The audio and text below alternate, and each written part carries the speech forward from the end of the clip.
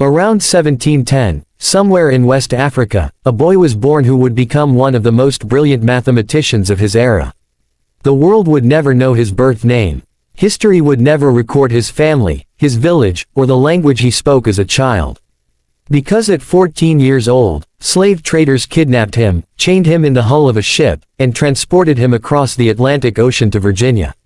His name became Thomas Fuller. And for the next 66 years, he lived enslaved on a Virginia plantation, forced into backbreaking agricultural labor from sunrise to sunset, 6 days a week, for decades. He never learned to read. He never learned to write. He never stepped foot inside a classroom. He was denied every form of formal education that existed in colonial America. But Thomas Fuller had a gift that couldn't be stolen by chains, couldn't be beaten out of him by overseers, couldn't be destroyed by the brutal system of slavery that tried to reduce him to nothing more than property. His mind was extraordinary. By the time Thomas reached age 70, rumors about his abilities had spread beyond the plantation. Whispers traveled through Virginia and up into Pennsylvania about an enslaved man who could perform mathematical calculations that seemed impossible, calculations that took educated men with paper and quill 15 minutes or more, Thomas could solve in his head in under 2 minutes. In 1780, two educated men from Pennsylvania, William Hartshorne and Samuel Coates, heard these rumors and decided to investigate. Skeptical that any enslaved person, especially one who couldn't read or write, could possess such abilities, they traveled to Virginia to test Thomas themselves. What happened next was witnessed and documented by Dr. Benjamin Rush, a physician, founding father, and signer of the Declaration of Independence, who would later use Thomas's story as evidence in the abolitionist cause. The two men stood before Thomas Fuller, now 70 years old, his body worn by decades of forced labor, and asked him 3 questions. Question 1. How many seconds are in a year and a half? Most people today, with calculators and written math, would need several minutes to work this out. You have to calculate days in a year, account for the half year, multiply by 24 hours, then 60 minutes, then 60 seconds. Thomas closed his eyes. For 2 minutes, he stood silently, his mind working through calculations that would fill a page with written math. Then he opened his eyes and answered, 47,304,000. The men frantically scribbled on their paper, calculating. They looked up, stunned. He was exactly right. Question 2. How many seconds has a man lived who is 70 years, 17 days, and 12 hours old? This calculation is significantly more complex. You must account for regular years and leap years, because leap years add an extra day every 4 years, changing the total dramatically. Then calculate days, hours, and finally convert everything to seconds. With paper, pen, and formal mathematical training, this takes at least 15 minutes of careful work. Thomas answered in 90 seconds, 2,210,500,800. One of the gentlemen, still scratching numbers on his paper, looked up and told Thomas he was incorrect. The written calculation showed a different number. Thomas looked at him calmly and said something that would be recorded for history. Stop, massa, you forget the leap year. The room went silent. The men recalculated, this time properly accounting for leap years. When they finished, they stared at their paper in disbelief. Thomas's answer was perfect. An enslaved man who couldn't read numbers on a page had corrected university-educated scholars on advanced mathematics, in his head, in 90 seconds. Question 3. If a farmer has 6 sows, and each has 6 female pigs in the first year, and all of them increase at the same rate for 8 years, how many sows will there be in total? This is exponential growth calculation, the kind of advanced mathematics that challenges students today even with calculators and formal training. Each generation of pigs produces another generation, and you must track the growth across 8 years, accounting for every generation's offspring.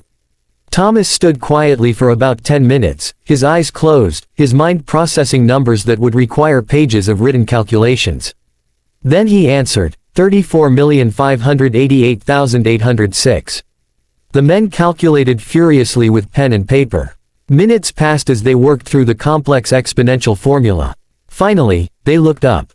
Perfect. Again. William Hartshorne and Samuel Coates were astounded. They were educated men, privileged with access to the best schools colonial America offered.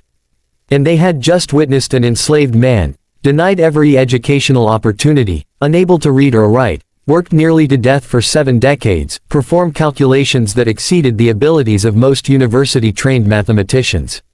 One of the gentlemen, perhaps feeling the weight of the injustice, remarked that it was tragic Thomas had never received formal education.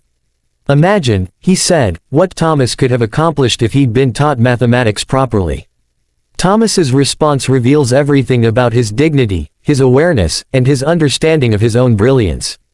No, massa. It is best I had no learning, for many learned men be great fools.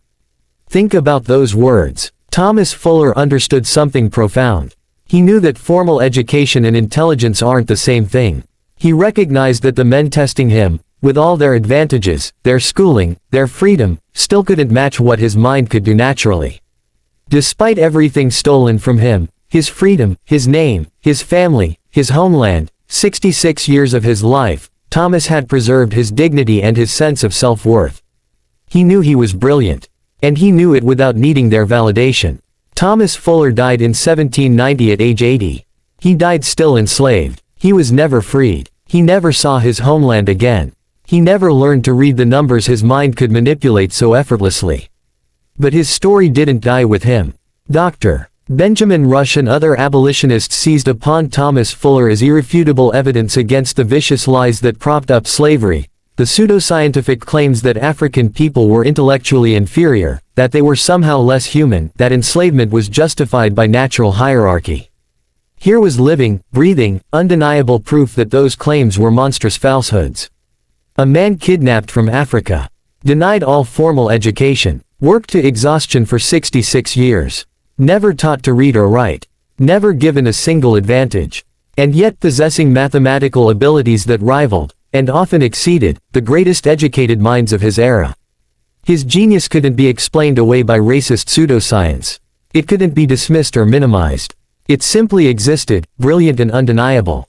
Thomas Fuller's mind was a gift that slavery tried to bury but couldn't hide. But here's what haunts me most about Thomas Fuller's story. He wasn't unique in his brilliance. He was unique in being documented. How many other Thomas Fullers were there? How many mathematicians were kidnapped from Africa and died in cotton fields, their genius unknown? How many scientists, inventors, artists, philosophers, and engineers were stolen, enslaved, and lost to history before anyone recorded their names? How much human potential, how much brilliance, innovation, and beauty did slavery destroy? We'll never know the full answer. The loss is incalculable, but we know there was at least one. Thomas Fuller. Born approximately 1710 in West Africa. Died 1790 in Virginia, still enslaved. Known as the Virginia Calculator. Mathematical genius whose abilities exceeded university-trained scholars. Living proof that brilliance cannot be enslaved, even when the body is. His story stands as testament to the countless brilliant minds that slavery tried to erase. To the human potential that persisted despite every attempt to destroy it. To the genius that flourished even in chains. And it stands as an eternal indictment of a system that could look at a mind like Thomas Fuller's and see only property. Remember his name, remember his brilliance, and remember what was stolen, not just from him, but from all of us. Because when you enslave genius, everyone loses. The world is diminished, and we'll never know what miracles might have been, if only brilliant minds had been free.